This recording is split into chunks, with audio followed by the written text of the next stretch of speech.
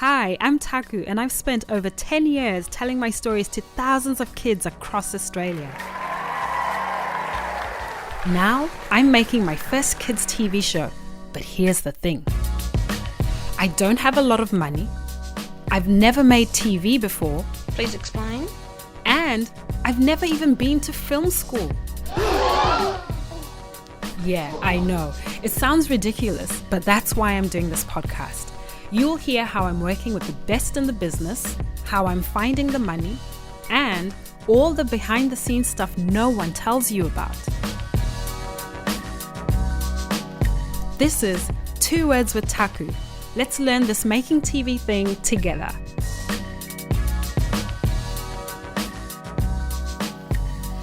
Hi everyone, welcome back to the podcast. One question that I keep getting asked is, where do you find other writers? Where do you find other people to be part of your team? Where do you find people to help you? In fact, it doesn't even need to be about writing. What I know and what I'm living and what I have experienced is that if you are really excited about something and you go and you join the group for it, whether it's on Facebook or Meetup, or if you join like a guild or an association for it, you will definitely meet people who are like you, who are interested and fired up about the same things as you, but also potential collaborators. And in this episode, I want to focus on specifically the Writers Guild of Australia, so the Australian Writers Guild. When I first moved to Melbourne, I stayed in Airbnbs around the city because I was trying to work out what suburb am I going to end up living in. So I thought, I'll just move around and just test different areas that I can stay in and just get a feel or a vibe for them.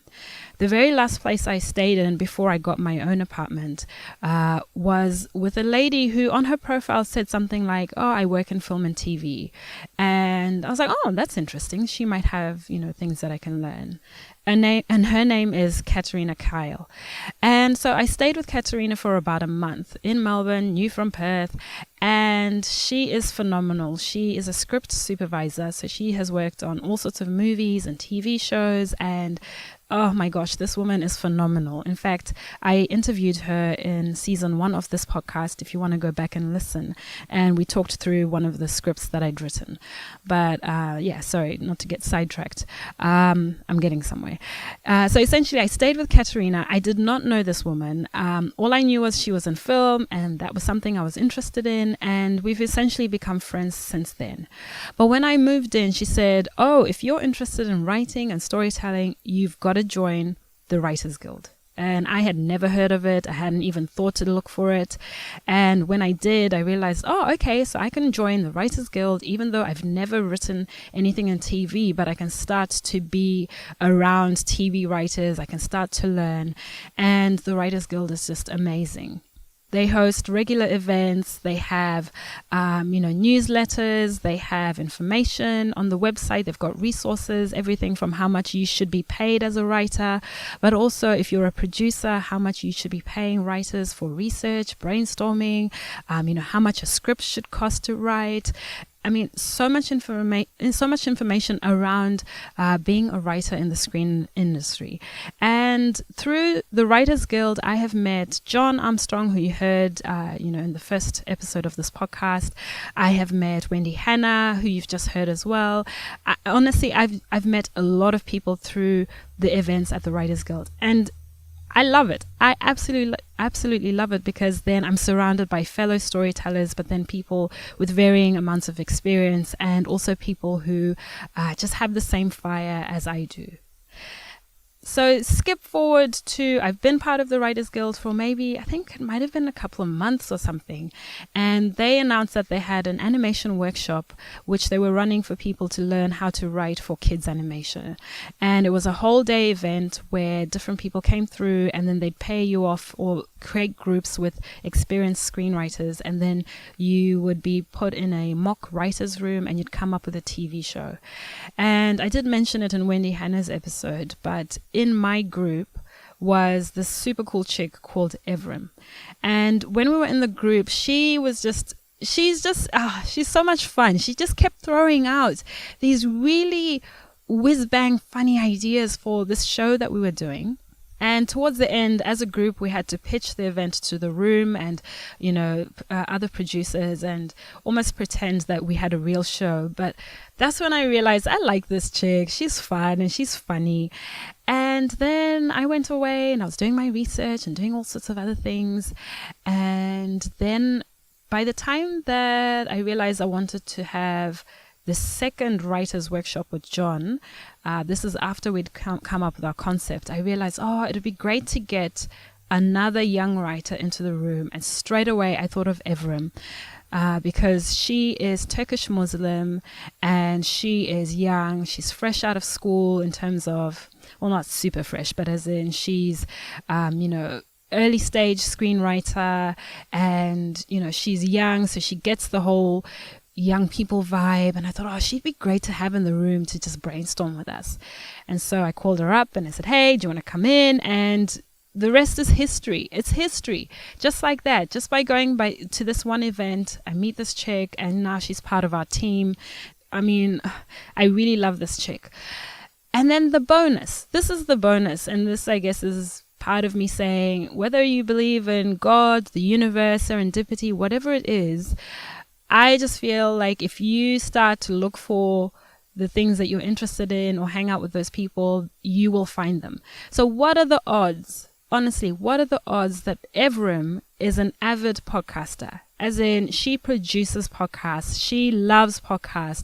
We completely go nerdy about podcasts. We're always sending each other links and we're always talking about podcasts. We're thinking about producing a side, podcast project. She loves audio and sound, and I would never have known that. So by the time I'd met her, I already was podcasting. I was in my own zone. And then now to combine superpowers and say, what, you're someone who loves screenwriting and podcasting. Oh my gosh, I cannot tell you how exciting that is to me, because it means then, I've got a colleague, I've got an ally, I've got somebody who I can create magic with, and that is exactly what's happening. So in this episode, I just wanted you to meet Evrim. She's super chill, and we're going to talk about the importance of writers' guilds and joining them no matter what stage of experience you're at. And so, I'll read a little bit about Evrim and then we'll go straight into her interview. Evrim is a podcast producer and screenwriter working in creative and youth sector not-for-profits with a focus on social enterprise and social impact. She has a master's in screenwriting from the Victorian College of the Arts, and her passion is representing the perspectives of and writing for young people and children. She's been part of the production of numerous podcasts, including the fiction talk-based podcast Script Roulette and radio play series Troll Foods. Here is the fabulous Evrim Şen.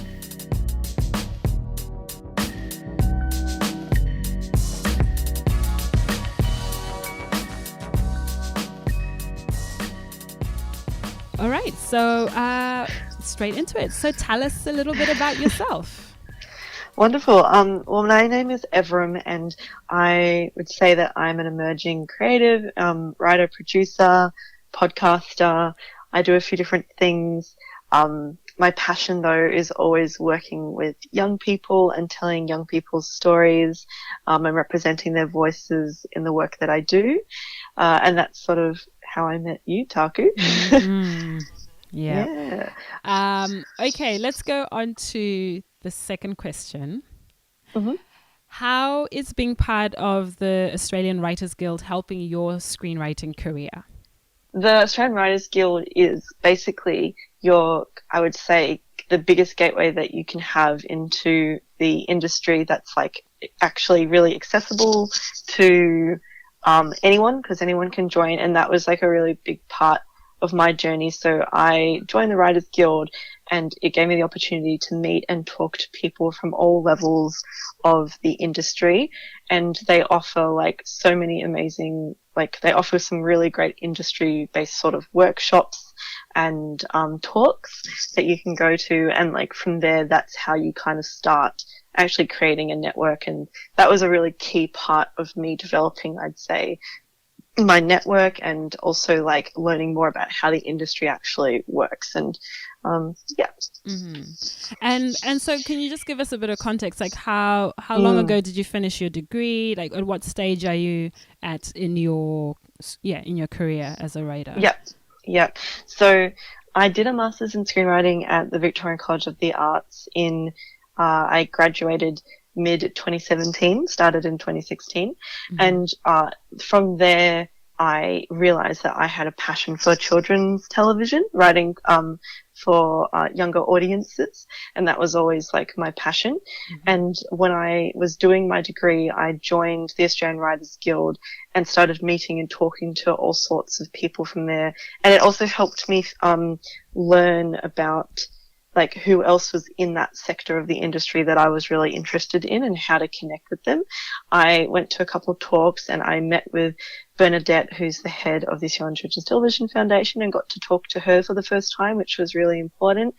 And it helped me understand how sort of the funding also works in terms of like when you're applying for funding for your work. For myself, I am at a stage right now where I would consider myself, I'm an emerging screenwriter still. I'm definitely still on the sort of cusp of a lot of things where I understand a lot more now about how the industry works, how to get your projects to that next level. And I know so many people now that can help me get to that next stage, and meeting them through events at the Writers Guild, and through workshops or through sort of even just online connections through the Writers Guild have been a really key part of that. Part of that getting to that next stage. I might just sort of briefly mention that when I was doing my masters, as part of doing my masters, I received sort of like a mentorship from a really well-known children's writer, Ray Bosley, and I found out about him through the Writers Guild and was able to sort of see more about his work, and then like actually, we were able to approach him directly and ask him to help mentor me during my work. So, and then I also through the Writers Guild attended a couple of workshops, and then I ended up meeting Taku, which was like an amazing experience. And so so I would say right now I'm still emerging writer. Maybe not as emerging as perhaps like someone who's completely like fresh into the industry, because I now understand the ins and outs of it quite well, I would say. But in terms of like getting your foot in the door and getting your kind of like first really big credit writing on something, I'm still working towards that stage. So yeah. Okay. How has being in our little writer's room for our show been compared to what you learned at uni? I like that question. It's actually really refreshing, because when I was at so for the context, like at university, the writing, I'd say like the majority of the people that I studied with and sort of the types of television shows and films that we were studying sort of all came from a place, I'd say, of like, I don't know how to put it, like I guess very sort of like there wasn't a lot of interest in children's content whatsoever, and there also wasn't a lot of interest in perhaps like studying or telling stories of people from different backgrounds and experiences. And that's because like in Australian television as well as internationally, like, in Western culture, there isn't as many, diverse faces on the screen. At least like, up until this point, I feel like that is changing. So when I sort of got a ring from Utaku and invited me to come and work in that writer's room with you and John for a couple of days, that was like an incredibly refreshing experience, because it showed me that there was a way to approach stories that was a bit different to what I had experienced when I was studying. And also like the fact that John, for example, who is an incredibly experienced writer, wasn't necessarily the person who was leading the story per se. Like he wasn't the one that he let us have the autonomy to be like, look, you guys are here to tell these stories and tell these characters. I'm here to support. But him stepping back like that and like allowing us that space to explore these characters that, aren't characters that perhaps he's never written or experienced, the journeys of before. That was very unique and different. And I must say that, like, for like my experience, like understanding the industry and my experience in other parts of the industry, usually it is a little bit of a whoever is the most experienced, whoever has the most, sort of credits to their name, all that type of stuff is usually the one in charge. And that was kind of my, that's been my sort of this understanding when I started this journey. And so that experience was incredibly refreshing, and it was inspiring, and it was also like stop and it was, how do I say, like, it was sort of, it was re-energizing because it gave me it showed me that there was more than one way to do this, to make this type of, to tell these types of stories, and that, like, it was a unique experience. Yeah. Oh, amazing. And it's been so good having you as part of the team as well. And just for context to the listeners, the show is about these kids who have diverse backgrounds, and so your heritage and your culture has been such good insight into the characters that we have. Could you tell us a little bit about your background or your heritage, just because people can't see you right now, can't of course. So just tell us a little bit about maybe how your culture informs the stories you tell as well. Wonderful. Well, I am, I'd say, Australian Turkish writer, and I'm sort of first generation Australian, and my parents moved here from Turkey, my mum and father, about a little less than 30 years ago now, and me and my sister were born here, but I was, raised Muslim, and my, I'd say that right now I consider myself culturally Muslim because I understand the culture quite well, and my family in Turkey, who a majority of my family still lives in Turkey, are Muslim, and I'd say that, like, my culture has played a huge part of my identity and my life, and it's always been a sense of dualness between, like it's always been dueling between, like, my upbringing with my Turkish culture and living in Australia, and that has always been, like, a big, like, identity, and the theme of identity has definitely played a role, I would say, in almost all of my writing, and you don't realize it because you're writing it, and then you realize, like, oh, this is just about me and my struggle with my sense of identity, but almost all of my stories end up revolving around something to do with that sense of self-discovery and trying to find a third path, trying to find a new way of doing something. And that's, like, always been, like, a part of my, I guess, my personal journey, but also, like, the characters that I write. And, so I think that, I was really, when I started, in the industry, I noticed, like, a huge lack of any characters that sort of came from from different types of backgrounds. And, like, when you're growing up, you don't realize, like, you're sort of passively taking in, like, what you're seeing around you, and you don't realize how much there is a lack of it until someone kind of, like, points it out to you, in a sense, like, because you're just so used to seeing only certain types of faces on television. And then when suddenly you realize that, like, actually, no, there isn't any other types of faces on these shows, it makes a big difference. And I grew up watching a lot of Turkish television with my family, and so I think that's really influenced me and my journey so far. And what I love about you, though, is also I've just found your stories quite unexpected from the stereotypes that I've thought or felt about, people from your culture, and I'm sure it's vice versa. So that's also been so much fun in the writer's room, going, oh, really? Is that what you say? Or what you think? Or really? My mum says that too. Or, so I really just loved hearing those stories from you. Okay, so then just jumping on to the last question.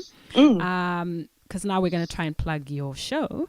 Tell us about your podcast. I run a podcast called Script Roulette, which is a monthly podcast. We have an online community where we release a random writing prompt every month. basically the premise of the show is that after we release these prompts, we get all people submit short scripts based off them, sort of 5 to 10 minute scripts, and then we pick one at random and we make it. So every month we're making a different audio play by a different writer based on something different for every episode. And we started up this show at the beginning of this year, and so far we're up to episode 6, and we've had so much fun giving people who've never considered writing for audio before the opportunity to try it out. So the show exists to give emerging writers the space to have their stories be told, to have the space to like have their works produced. And I found that because I've been working for the last couple of years in community radio, and I sort of found my way there after completing my master's in screenwriting, and I found that audio is just an incredibly exciting like medium to be telling stories in. I absolutely love it. Yep. I mean, hence we're listening to a podcast right now. But like the way that we can tell stories if we use audio, specifically fiction, is just so interesting, so diverse. We can explore like worlds that, you know, would be so hard to explore if we were doing it on screen. And so it's just a very freeing medium. And so essentially if anyone wants the opportunity to have their work be produced by the podcast, we get the actors in the room together.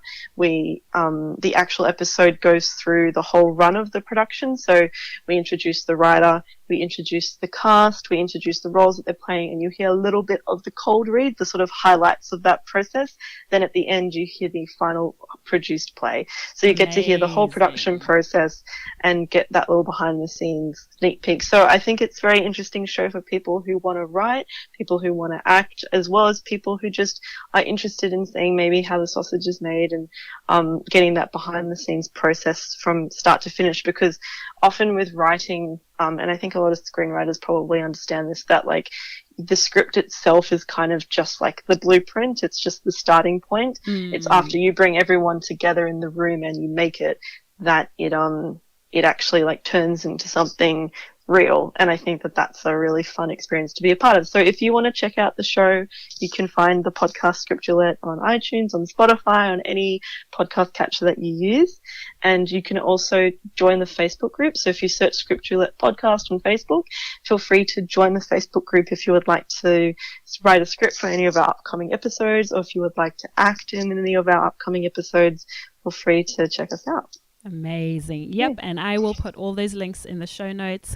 And I feel like we've just scratched the surface. So we're definitely going to have you as a recurring guest on this podcast as we're going through the process making the show. Yeah, thank you so much for your time, and we will speak to you soon. Thanks, Taku. All Pleasure. You're listening to 2 Words with Taku. If you like what you're hearing, please rate, review, and recommend the show.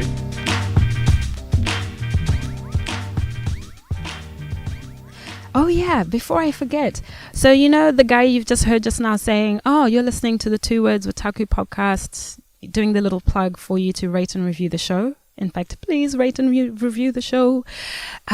His name is Josh Martin, and I met him through Evrim because they work together at Sin Media, which is a young people radio / podcasting / media organization. And both of them, amazing people. And so this is what I mean about you never know who you're going to meet when you start hanging around with the groups or the people who love what you do, as in they love what you do. Just as you can see, I'm getting carried away, but my point is you're going to have to make new friends. Oh yes, this is something I meant to say at the beginning. Most of my best friends, most of my family, most of the people who are in my inner circle, they're not as excited about screenwriting and podcasting as I am. They really aren't. And that's okay. I'm happy for that, to be that way. And so me going out and joining the Writers Guild, joining the Screen Producers Association, joining the podcast groups, the Facebook groups, just kind of going out and looking for these things that I love, I am making new friends. I'm making new colleagues. I am meeting new people, and I am starting to really have fun because these people get me. They get me from a creative point of view.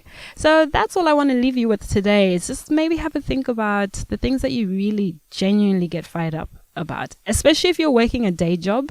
And look, it's not necessarily from what I'm seeing, the listeners aren't just interested in writing and TV stuff. It's more creative stuff. So if you've got something that you're interested in, if it's fashion, sewing, painting, whatever it is, where are the people who love what you do? Are you hanging out with them?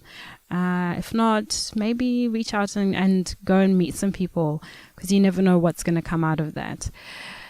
Anyways, I think I've carried on for today. If you have questions, feedback, ideas, thoughts, just email me. I'm taku@taku.com.au. All my social media links are in the show notes. And by the way, this is just an idea and I'm going to throw it out. Please let me know what you think. I'm thinking of hosting a live event of this podcast and potentially inviting some of the guests we've had on the show, but also maybe other people who work in children's TV to a live event, and we record the podcast. If that is something that would interest you, please let me know, because it's a bit of a little dream of mine, but now, that fear of, will people actually come?